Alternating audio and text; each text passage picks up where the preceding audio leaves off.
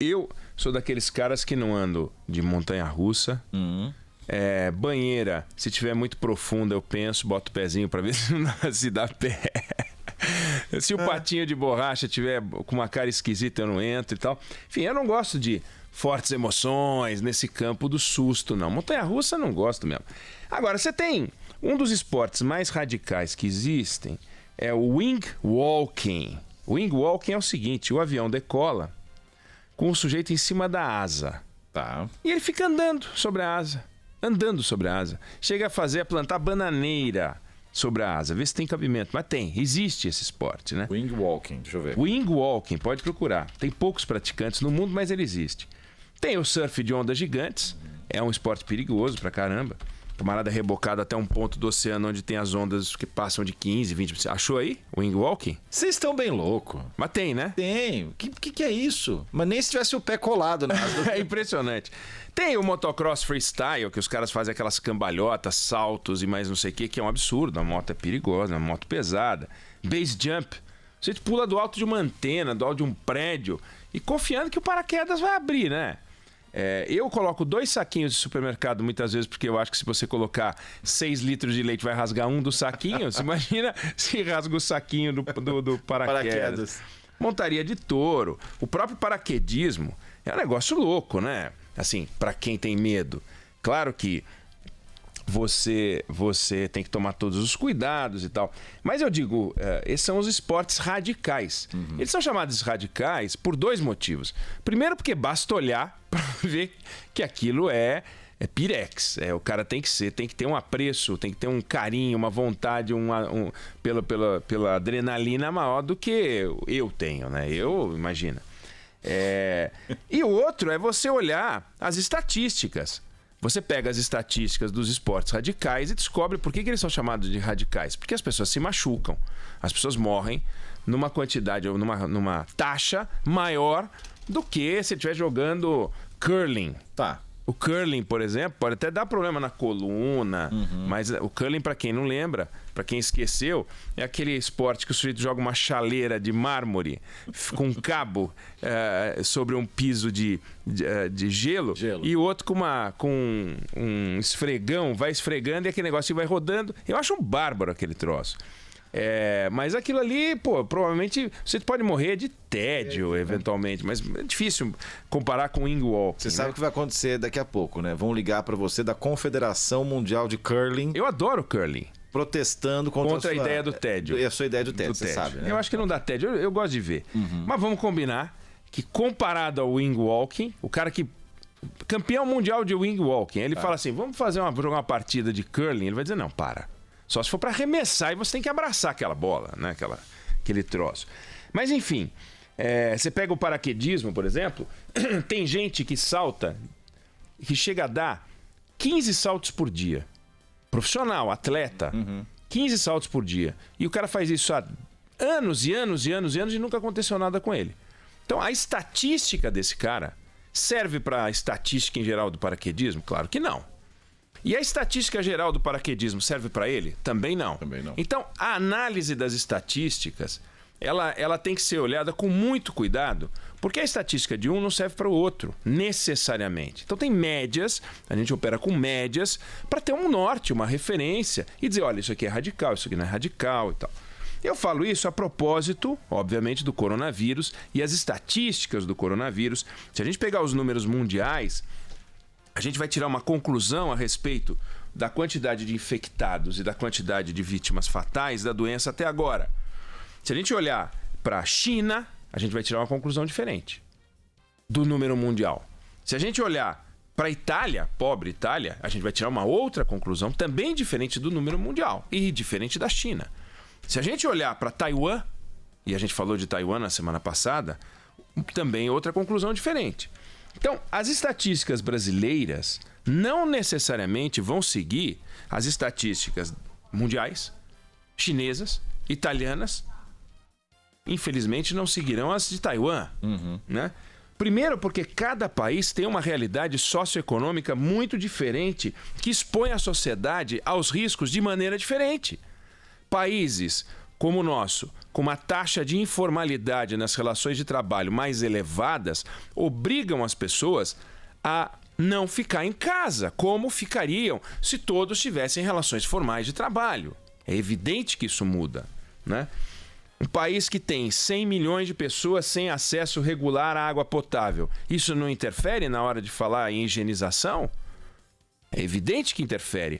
A pessoa quer lavar a roupa e não tem roupa. Não, aliás, não tem água. Não vou nem falar os que não tem roupa, mas não tem água. Quem são os mais atingidos? Os mais pobres, pelas condições inadequadas de higiene. Então é evidente que isso interfere, né?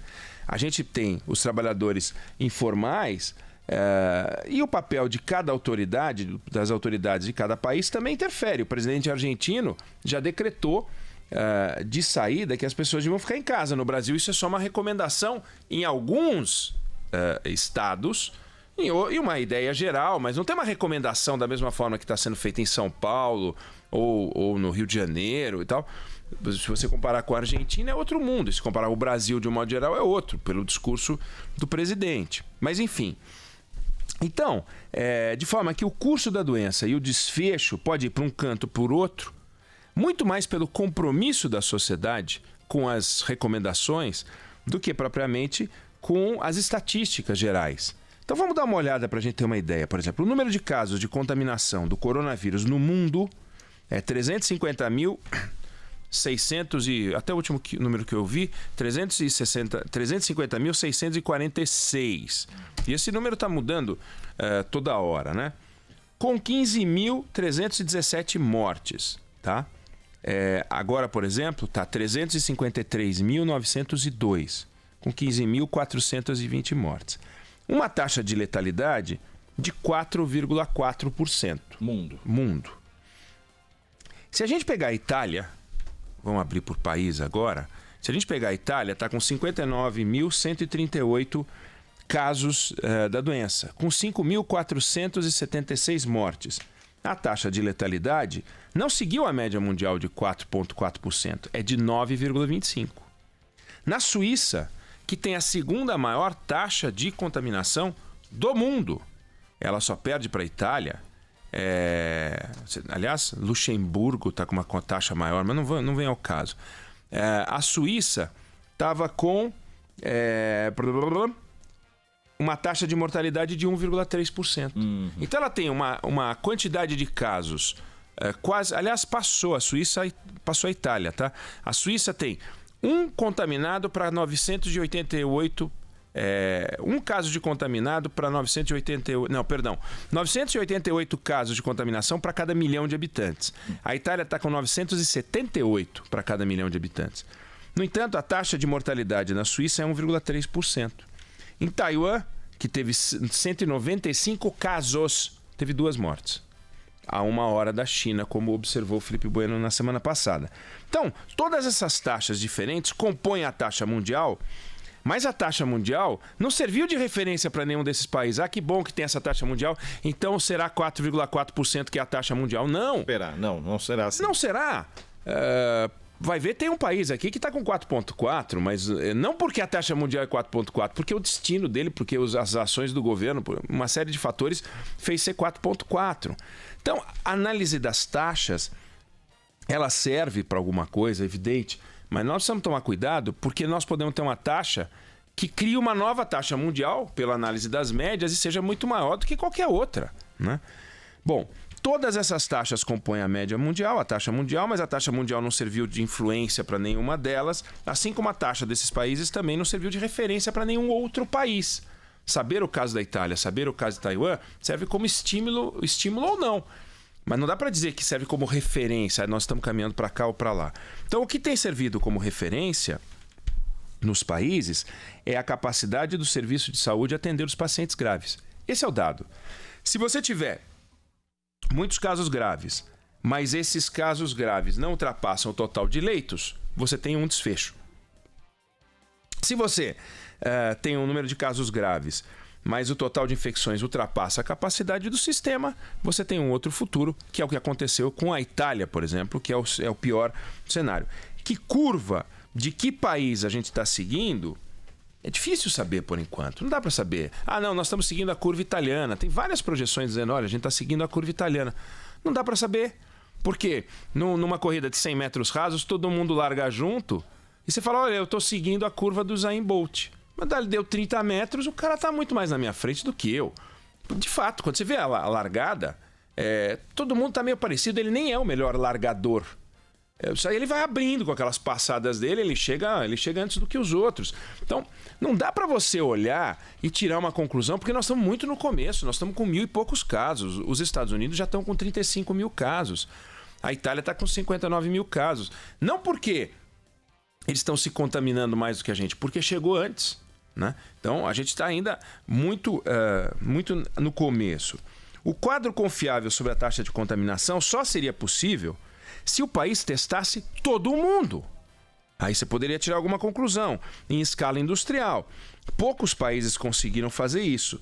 Os demais países dependem de um sistema de informação que é precário, ainda mais por uma doença cujos sintomas variam conforme a pessoa. Por exemplo, vamos imaginar que todas as pessoas que contraíssem o coronavírus ficassem com o nariz vermelho igual ao do Rudolf, a rena do Papai Noel. Sim. Todos. Mas assim, vermelho mesmo. Não vermelho, eu assoei o nariz e ficou meio vermelhinho. Não, vermelho, um vermelho impossível de repetir que não fosse resultado do coronavírus. Se todo mundo ficasse assim, pegou o coronavírus, o nariz fica do Rudolf, aí todo mundo... E existem doenças que deixam marcas inconfundíveis. E essa não tem uma marca inconfundível. Mas se ela tivesse uma marca inconfundível e fosse assim, visível, olho nu, todo mundo saberia dizer. E as propagandas diriam, se você está com o nariz do Rudolf, é coronavírus. E não há nenhuma outra doença com a qual essa vermelhidão pode se confundir. Bom, aí vamos imaginar que todas as pessoas que ficassem com o nariz do Rudolf avisassem os sistemas de saúde.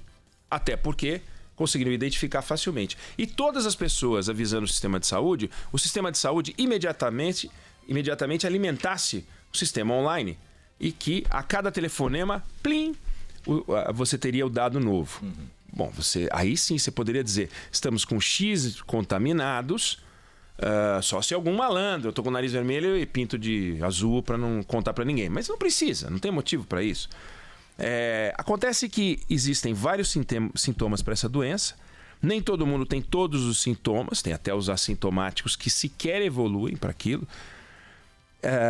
E nem todo mundo fica, portanto, doente da mesma forma. Confunde às vezes. As crianças, por exemplo, alguns casos que você nem sabe que teve, formas leves. Então, alguns podem ter contraído o vírus influenza e achar que estão com coronavírus. Acontece.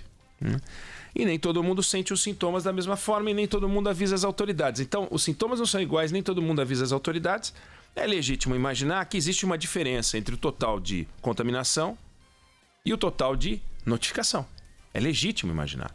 Não sei quanto, mas é legítimo. Tem estudioso por aí falando que no caso brasileiro você tem 15 contaminados para cada notificação. Bom, se todos ficassem com o nariz vermelho e se todos os que ficariam com o nariz vermelho informassem as autoridades, isso não iria acontecer. Portanto, nós não temos essa possibilidade. Como não ficam, a gente tem algum grau de subnotificação. Vamos imaginar que o grau seja 1/15. Só para aceitar. Em vez de 1.000 infectados, aliás, 1.600, a gente teria 24 mil infectados hoje. O Brasil tem, pela tabela mais atualizada, 1.620 infectados. Já ouvi 1.621, não vai fazer a menor diferença nesse caso. Bom, a gente teria 24 mil infectados, 15 vezes mais. Com 1.600 infectados e 25 mortos, a gente está com uma taxa de mortalidade de 1,5%. Morto não dá para você inventar, nem esconder. Bom, um quarto da Mundial, né? Hein? Essa de 1% é um quarto da Mundial. Mas veja, se a gente tiver realmente 24 mil infectados, com 25 mil mortos, a gente está com 0,1%. Nossa, e isso vale para todos os países que trabalham com subnotificação. Claro. E aí, faz sentido esse raciocínio? Não sei.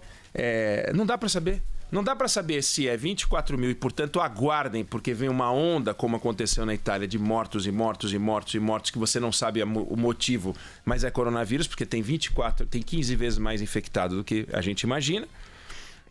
E todas essas pessoas, em algum momento, vão bater no sistema de saúde caso fiquem doentes, e aí você vai ter não 1,5%, nem 0,1%, mas vai ter muito mais, vai ter a média mundial ou um pouco mais do que isso. O fato é que essa doença pode matar menos do que a gente imagina, essa doença pode estar matando no Brasil mais do que a gente imagina, e o que eu quero dizer com isso tudo é: não temos o direito de desconfiar das medidas preventivas. Essa é a questão.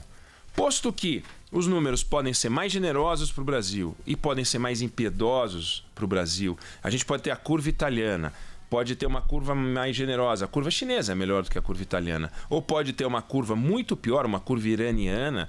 Tem países aqui que estão caminhando para um número muito esquisito. Luxemburgo é um exemplo.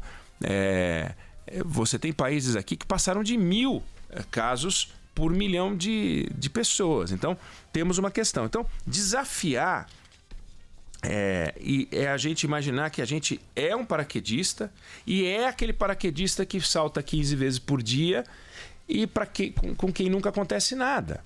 Por que a gente vai desconfiar isso? É a gente imaginar que a gente pode fazer wing walking e que tudo bem, que não vai acontecer nada, como deve ter praticante de wing walking que é wing walker há anos e nunca caiu do avião, né?